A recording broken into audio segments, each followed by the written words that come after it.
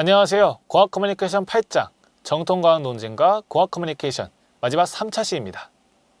이번 차시에서는 저번 차시에 이어서 학술 공학 논제의 토론 사례에 대해서 알아보도록 하겠습니다. 토론의 사례에 대해서 공부한 후에는 정혜궁의 배다리 공법을 주제로 공학 토론을 진행하는 프로젝트 활동을 안내하도록 하겠습니다. 이번 차시 학습 목표입니다. 이번 차시에는 학술 논제로 활용될 수 있는 거북선 내부 구조 논쟁의 쟁점에 대해서 알아보도록 하겠습니다. 또한 프로젝트를 통해 과학적 문제를 해결하고 이를 토대로 학술 공학 토론을 수행해 보도록 하겠습니다. 저번 시간에 우리는 추채훈 논제에 대해서 알아보았습니다. 추채훈 논제는 과거에 공학자가 되었다고 가정하고 사고 실험을 통해 창작한 논제였습니다. 그렇다면 이번 시간에 다룰 학술 논제는 무엇일까요? 바로 실제 학자들이 논쟁했거나 논쟁하고 있는 쟁점인데요. 저번 1차 시에서는 공학 토론에서 주로 전통과학에서 다루어지는 논쟁들을 논제로 삼는 것이 적합하다고 하였습니다. 이번 시간에 함께 살펴볼 학술 논제는 바로 전통과학의 논쟁 중 하나인 거북선 내부 구조 논쟁입니다. 다들 거북선 하면 무엇이 떠오르나요? 유혹머리에 송곳이 박힌 거북선의 모습이 떠오를 텐데요. 다들 한 번쯤 영화나 박물관에서 거북선의 모습을 한 번쯤 본 적이 있을 겁니다. 여러분, 그런데 거북선 안쪽 내부에 대해서도 관심 있게 바라본 적이 있으신가요? 아니면 혹시 여름에 봤던 거북선이 몇 층 구조였는지 기억이 나는 학생이 있을까요? 아마 여러분이 본 거북선은 어떤 거북선은 2층 구조이고 어떤 거북선은 3층 구조로 묘사되는 등 거북선마다 구조가 다르게 묘사되었을 겁니다. 왜 그럴까요? 드라마나 영화, 박물관에 있는 임진왜란 당시 거북선은 이순신 장군이 전투를 했던 실제 임진왜란 당시의 거북선이 아니라 상상하여 재현한 것에 불과하기 때문입니다. 임진왜란 당시의 거북선은 현재 실물이나 도면이 남아있지 않아 상상하여 재현할 수밖에 없습니다. 거북선 내부 구조에 관한 논쟁 중에서도 임진왜란 당시 거북선이 몇 층 구조인가에 관한 논쟁은 거북선을 연구한 학자들 사이에서도 여러 개의 학설로 갈려 논쟁이 벌어지고 있는데요. 임진왜란 당시 거북선 내부 구조에 대한 학설은 크게 2층 구조설과 3층 구조설로 나눠볼 수 있습니다. 거북선 내부 구조에서 다뤄진 쟁점들을 보기에 앞서서 거북선 내부 구조 논쟁의 전개에 대해서 아주 간략하게 다뤄보도록 하겠습니다. 거북선 내부 구조는 어쩌다 연구되게 되었을까요? 그 시작은 1934년 언더우드라는 외국인 학자가 거북선 구조를 추정한 글을 쓰면서 시작되었는데요. 이는 1974년 김재근의 논문에 의해서 학설이 성립되었습니다. 거북선 내부 구조 논쟁은 제1차 논쟁기와 제2차 논쟁기로 나눠볼 수 있는데요. 제1차 논쟁기는 기존 학설인 김재근의 2층 구조에 대해서 1976년 남천우에 의해 3층 구조설이 새롭게 제기되면서 2층 구조가 도전받던 시기입니다. 2층 구조설은 1995년까지 주도권, 즉 헤게모니를 잡고 있었는데요. 하지만 1995년 이후 기존 2층 구조설이 흔들리면서 3층 구조설로 헤게모니, 주도권이 이동하게 되는 제2차 논쟁기가 시작되었습니다. 결국 지금은 어떤 구조설이 정설로 인정받고 있을까요? 지금은 3층 구조설이 주도권을 잡아 정설로 인정받고 있는 분위기 속에서 거북선의 세세한 내부 구조에 대한 논의가 이루어지고 있습니다. 지금부터는 2층 구조 거북선과 3층 구조 거북선의 장점과 단점을 중심으로 거북선 구조 논쟁의 쟁점을 살펴보도록 하겠습니다. 2층 구조 거북선의 장점은 무게중심이 낮아 복원력이 높다는 점인데요. 거북선은 적진을 향해 돌격하는 돌격선의 역할을 하는 전투선이었습니다. 따라서 거북선은 전쟁 중 적진을 빠르게 돌파하면서 방향을 급히 바꾸는 상황이 잦았는데요. 이런 경우 복원력이 상실될 우려가 있기 때문에 거북선은 강한 복원력을 갖춘 배워야 할 필요가 있었습니다. 때문에 거북선 구조 논쟁에서 복원력은 가장 중요한 쟁점 중 하나인데요. 이 무게중심과 복원력에 관해서는 뒤에서 복원력 쟁점을 다루면서 자세하게 다뤄보도록 하겠습니다. 2층 구조 거북선을 지지할 수 있는 또 다른 근거로는 사료를 통해 확인할 수 있는 거북선 개판에 쇠못이나 칼, 송곳을 꽂았다는 이순신 장군의 장계가 있습니다. 왜 이순신 장군은 쇠못이나 칼, 송곳을 꽂았을까요? 그 이유는 그림과 같이 적군이 배 개판 위로 올라오지 못하게 하기 위함인데요.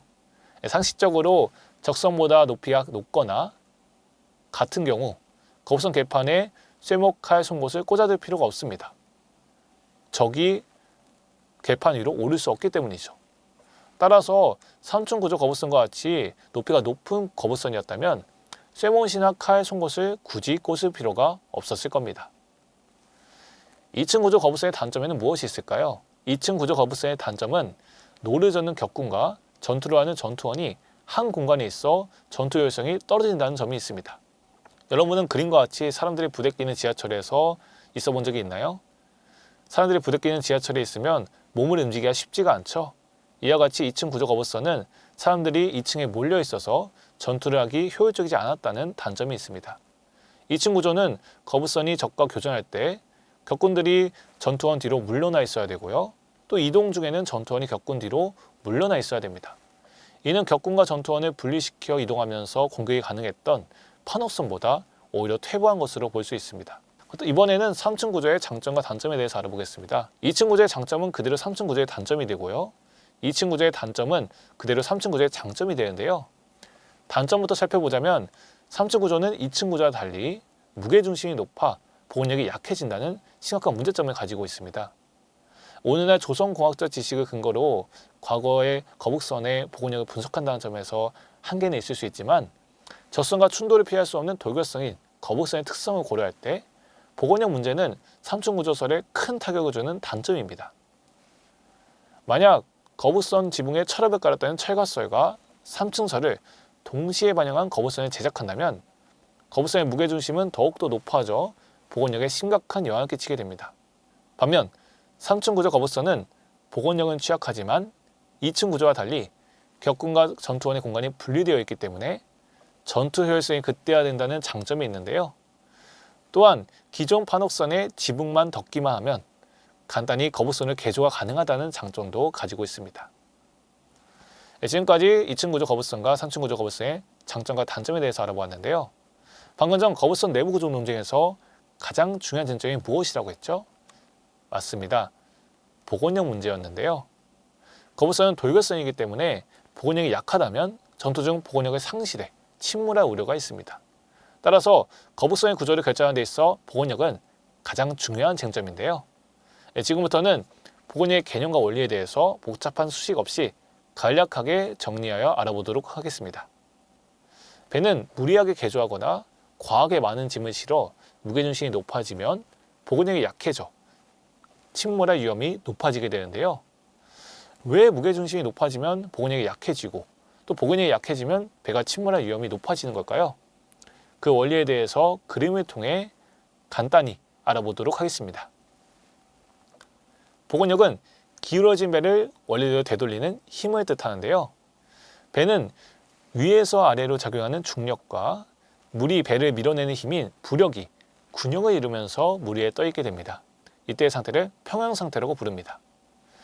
배가 기울어지면 무게중심은 그대로지만 부력중심은 배가 기울어진 방향으로 이동하면서 이러한 평형 상태가 깨지게 되는데요.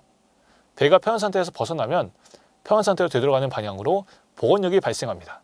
이때 무게중심과 부력중심에서 평행하는 선을 그어 그 사이의 수평 거리가 보건력의 크기가 되는데요. 배가 더 많이 길어질수록 무게중심과 부력중심 사이의 수평 거리가 더 길어지기 때문에 더 큰 보건력이 작용하게 됩니다. 2층 구조 거북선과 3층 구조 거북선을 비교하면 무게중심이 낮은 2층 구조가 무게중심이 높은 3층 구조에 비해서 배가 기울어졌을 때의 무게중심과 부력중심 사이의 수평거리가 더 깁니다. 수평거리는 보건력의 크기이기 때문에 결국 무게중심이 낮은 2층 구조 거북선에 더 큰 보건력이 작동하게 되는 것이죠. 여기서 좀 더 심화하여 메타센터에 대해서도 알아보도록 하겠습니다. 메타센터는 떠있는 물체가 기울어진 상태에 있을 때 중심을 말하는데요. 부력중심에서 수직으로 올린 직선과 거북선의 무게중심에서 수직으로 올린 직선이 만나는 지점이 바로 메타센터, 배의 회전중심입니다. 메타센터에서 무게중심까지의 거리를 뺀 값을 지행가시라고 하는데요. 지행가시 클 때에는 큰 문제가 없지만 지행가시 다음과 같이 작으면 그림과 같이 배가 전복되게 될 위험이 있습니다. 무게중심이 회전중심, 메타센터보다 높은 경우에는 지행가시 마이너스, 즉 음수가시 되므로 배는 보건력을 잃고 전복되게 되는데요. 결국 보건력의 크기와 지행값을 결정하는 것은 배의 무게중심의 높이입니다. 거북선 내부 구조 논쟁에서 무게중심 높이가 중요한 이유가 바로 이 때문인 것입니다. 이러한 거북선 구조 논쟁은 중고등학교 역사교과, 과학교과에서 배운 지식을 활용하여 탐구할 수 있다는 점에서 간단한 형태의 공학토론 논제인데요. 책의 276에서 277쪽에는 거북선 구조 논쟁의 사례를 중심으로 이를 시드의 구조로 정리한 표가 나와 있습니다. 이 사례를 일부만 살펴보면 다음과 같이 물리학 교과에서 배우는 개념을 활용하여 인론과 교차서를 주고받기도 하고 또 역사적 사료를 토대로 논박하기도 하는 등 과학교과와 역사교과가 융합된 공학토론이 가능함을 알 수 있습니다. 거북선 내부 구조 논쟁을 두고 시드를 진행한 사례는 교재 278쪽 QR코드를 통해 그 영상을 시청할 수 있는데요.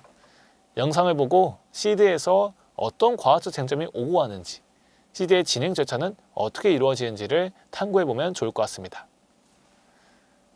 또 다음은 하나고등학교의 교과 기반 프로젝트 사례인데요. 거북선 내부 구조를 수학과 과학, 역사교과의 지식을 활용해 탐구한 영상입니다. QR코드 영상을 보고 거북선의 내부 구조에 대해서 좀 더 깊이 있게 탐구하고 공학 토론을 진행하면 좋을 것 같습니다. 여러분이 토론을 잘 진행하기 위해서는 충실히 여러분이 토론의 주제에 대해서, 쟁점들에 대해서 충분히 공부하고 탐구해야지 더욱 수준 높은 토론이 가능합니다. 지금까지 공학토론의 특징부터 공학토론의 사례를 살펴보았는데요. 지금부터는 여러분들이 직접 공학토론을 준비하여 실행하는 프로젝트를 진행해 보도록 하겠습니다. 다산정약용은 전조의 명을 받아 한강의 배를 놓아 다리를 만드는 배다리 공법을 설계하였는데요. 교재 280쪽에서 283쪽까지는 정약용이 설계한 한강 배다리를 보강하기 위해 설정한 4가지 설계 유형들입니다. 한강 배다리 유형은 볼을 배 가운데에 결합했는지 혹은 배와 배 사이에 결합했는지 볼의 결합 위치와 볼을 티스에 묶어 결합했는지 아니면 짜맞춤 기법을 결합했는지 볼의 결합 방법에 따라 총 4가지 유형을 나눌 수 있는데요. 과학교과에 배운 물리학 지식을 활용하여 각각 모형들의 특징을 물리학적으로 분석해보고 탐구해보는 활동을 진행해보도록 하겠습니다. 이를 위해서는 볼을 배와 배 사이에 결합하는 것과 배 가운데에 결합하는 것이 어떤 물리학적 이점을 각각 지니는지, 침 묶음과 짜맞춤 기법이 각각 어떤 장점과 단점이 있는지를 탐구해야겠죠. 탐구를 진행하였으면 4가지 공학 글쓰기와 공학 발표 과제 중 하나를 선택하여 글을 쓰고 발표해 보도록 하겠습니다. 각각의 과제는 특정 모델을 선택하고 그 모델에 따라 그 모델의 타당성을 주장하고 다른 모델이 가진 문제점을 지적하는 공학 글쓰기와 발표를 진행하는 방식으로 구성되어 있습니다. 이때는 앞선 시간에 배운 임레드 형식에 따라 앞서 탐구한 내용을 논문으로 정리하고 이를 발표용 포스터로 요약하여 발표하면 되겠습니다. 공학 발표를 마쳤으면 4가지 공학 토론의 논제의 유형을 참고하여 이를 링컨 더글라스 공학 토론이나 시드로 진행해 보도록 하겠습니다. 자신이 다산 정학용이라면 어떤 배다리 공법을 선택하였을지 면밀히 추체험하여 논증하면서 토론을 준비하며 진행하면 좋을 것 같습니다. 이번 시간에는 이렇게 학술 논쟁의 토론 사례까지 다루어 보았습니다. 그리고 추체험 공학 논제를 통해 공학 토론을 실제로 진행하는 프로젝트를 진행해 보았습니다. 이번 8장으로 공학 커뮤니케이션의 모든 수업이 끝났습니다. 수업을 듣느라 수고한 여러분께 다들 박수 한 번씩 쳐주면 좋을 것 같습니다. 공학 커뮤니케이션 수업을 통해 여러분들이 엔지니어의 꿈에 한 발짝 더 나아갔으면 좋겠습니다. 공학자의 꿈을 꾸지 않은 학생이라 할지라도 공학 커뮤니케이션을 통해 공학적으로 사고하고 말하고 글쓰고 토론하고 발표하는 능력을 여러분의 진로에 적절하게 활용할 수 있으면 좋겠습니다. 그럼 다음에 또 뵙겠습니다. 감사합니다.